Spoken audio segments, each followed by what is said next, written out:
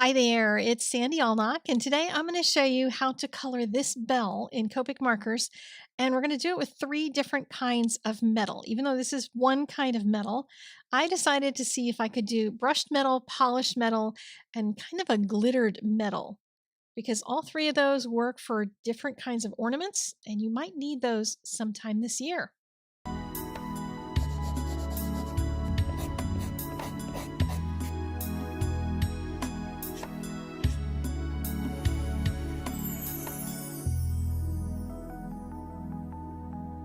I realize some of you are not ready for the season as of yet, but I know some are. And I am because I got a lot of Christmas cards I got to make. And I created a printable digi stamp that you can print out at whatever size you want. I've printed this so it works on a card.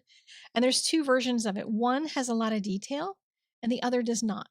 And you can color either one, or you can do what I'm going to do, which is use the detailed one as a guide for the other. And then I don't have all those dots in there from the stippling, but I can do the coloring. And there's a few things I'll be pointing out as we go because there's some things I left out.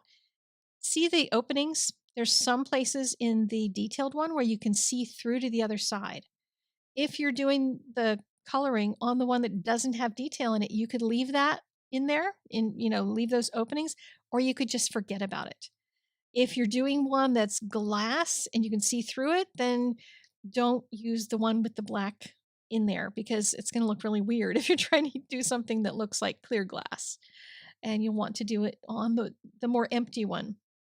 But what I'm doing is taking my darkest color, which is a Y28. This is all the Y2 family, as much as I could do. Starting with a Y21, and this is a Y28, and it's really great for gold objects. And I'm just filling in all of the areas where the dots are on the other piece, on the guide.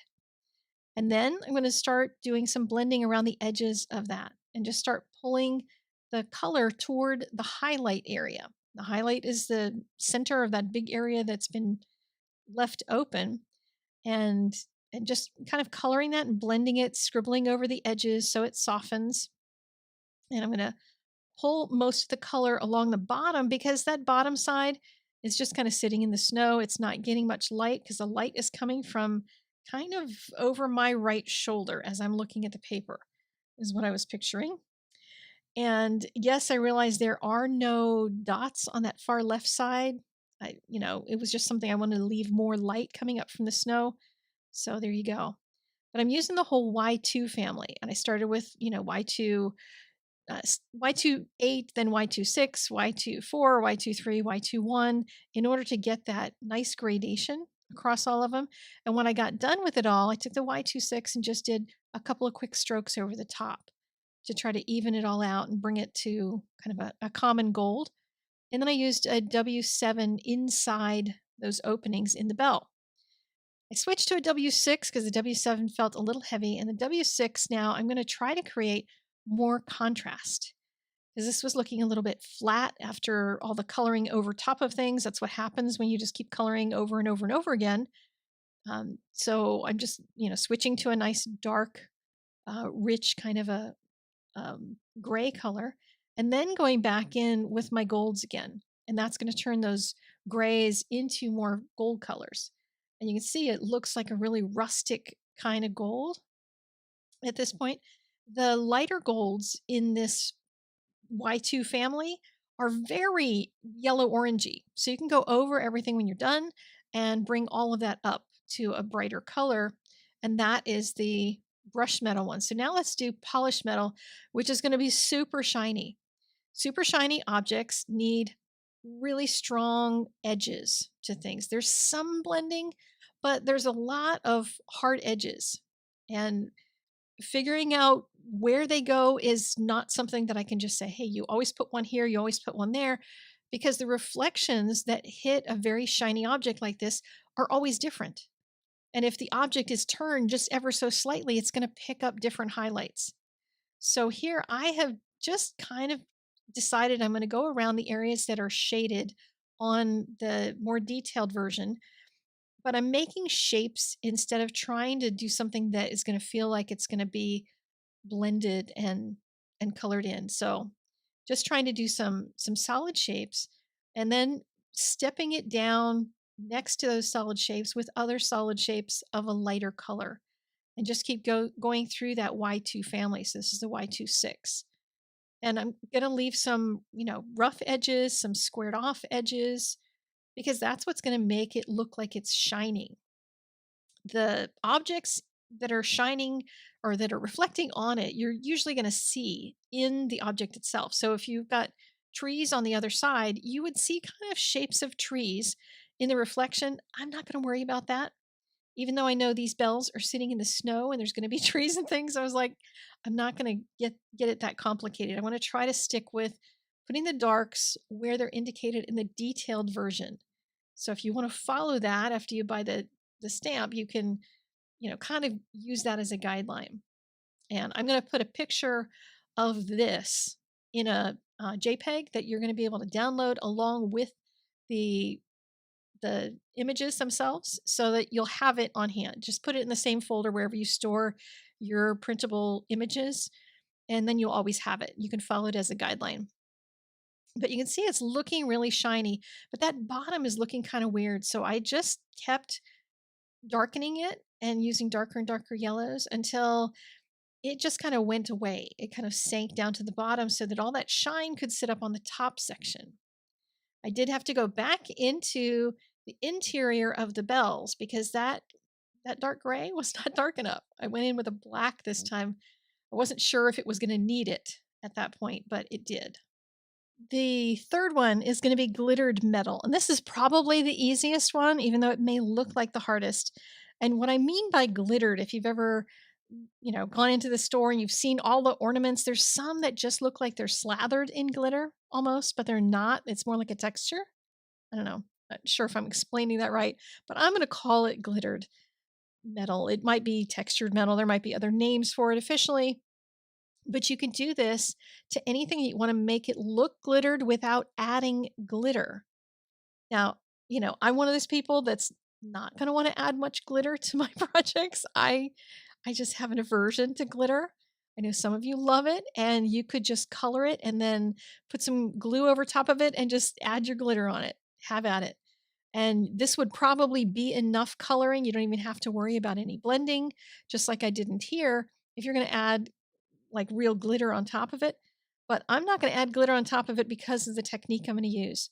So that scrap that I had printed that on, that piece of computer paper, I trimmed out the bell, nice round simple shape, so that I could spatter onto it. And I'm using some PH Martin's bleed proof white and a toothbrush.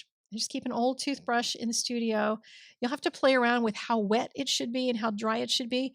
Mine, it kind of depends on the day, whether or not it wants me to get my finger a little bit wet. But you don't want to blob anything on. You want to have just a really nice covering like this. And then take the mask off and dry it because you can't color over it with your markers if the paint is wet. And yes, this is paint. It's kind of like acrylic, I guess, inside that jar. So you don't want to get that on your markers. If you do end up with, a little spot that gets on your marker because you didn't dry it completely, then just scribble it off on a piece of paper right away and your nib should be fine, but it's better to just make sure it's good and dry.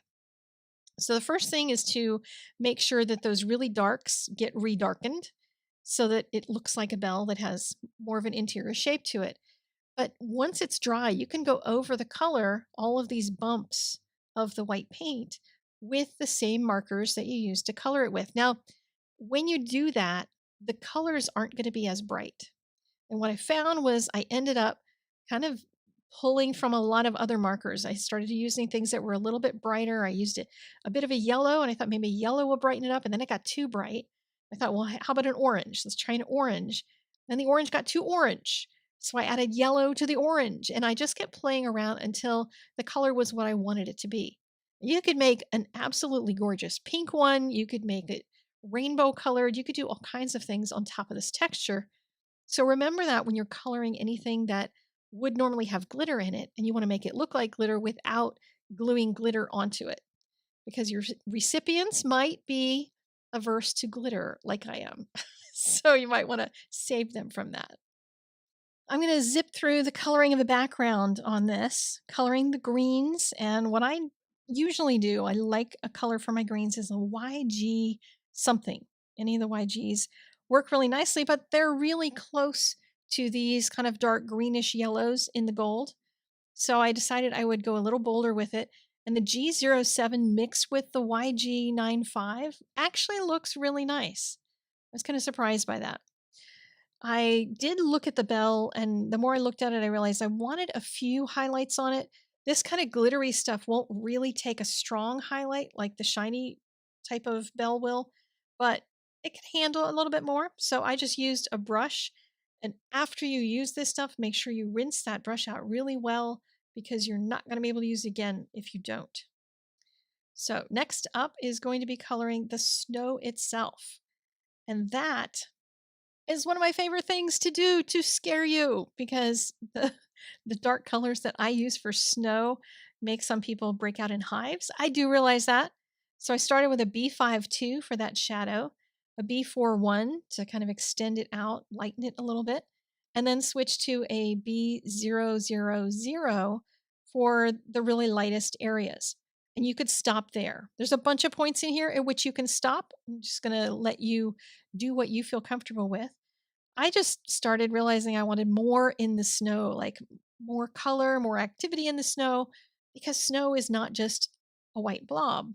And especially if there's shadows, if there's some kind of a tree or a wall or something in front of it. And what I was picturing as I was working on this was Santa dropped some bells off the sleigh and they landed in the snow. Because why else would three bells be sitting in the snow like this? So I started making up stories to entertain myself while I was coloring. I started kind of scrubbing around with the brush of the marker, and this is the B52 still. Just started making kind of some marks with it, and then I went, I want to darken it more. I want to go crazy with it. So I grabbed a B34, and I wanted to see, is that dark enough for me? And it kind of worked. I was enjoying this more, and I just kept thinking, what else can I do? What else can I do?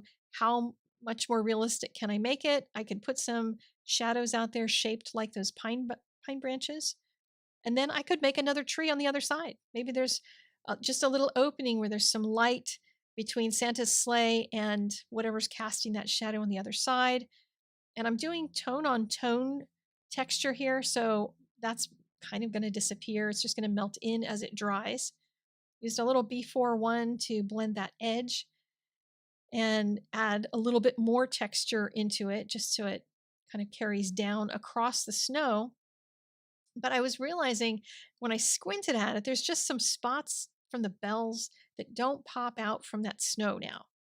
So, one of the things with snow is you have to either keep it really light so you get contrast, or you have to go dark. And I have a lot of medium tone in here, so I had to go dark. So now is the point at which, if you're breaking out into hives, I apologize. I'm using B99 in those dark corners and a B95 next to it to kind of blend that out. And here is La Pièce de Résistance, B99 for a nice dark shadow from that sled. And it just adds some richness to it that nothing else will. It's just being bold and being brave. And I know that's just me. I'm weird that way. But I did add some sparkle to the shiny areas of the snow, just the whitest parts. I didn't add it all over the place, so I could just get it in those sections.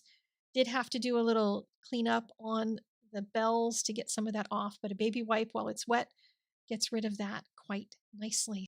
Hop on over to the link in the doobly-doo if you want to color this one up yourself. Make your bells red or blue or silver or whatever color you want. Just follow the same dark, medium, and lights, and you should be good to go. And if you're bold enough to color all that snow as dark as I did, then good on you. I'd love to see what you've made, so share it with me on social media or over in the Art Venture community. Would love to see you there, and I'll talk to you again on Friday. Bye-bye.